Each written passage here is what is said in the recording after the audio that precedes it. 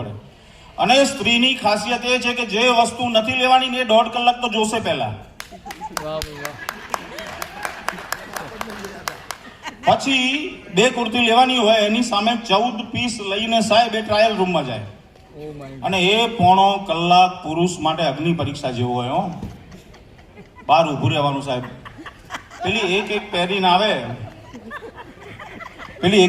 આવે ને પછી પૂછે કેવી લાગુ છું. અને મેં કીધું એમ બહુ અઘરા હોય છે અમુક સવાલ જીવનમાં, તમે એમ કહો ને ના સરસ લાગે છે, બીજું તમે શું કહો પણ એ ટાઈમે એ તરત શું કહે છે ખબર, તમને તો પૂછાય જ નહીં, તમને ખબર જ નથી પડતી, તમે જોયું નહીં અમારા સ્કિન ટોન સાથે એ તો મેચ જ નથી થતો. એટલે તમને ખબર છે તો પણ શું કરવા મને પૂછે જ પણ ના, તુમકો જલીલ કરના જરૂરી હૈ એટલે પૂછે જ સાહેબ.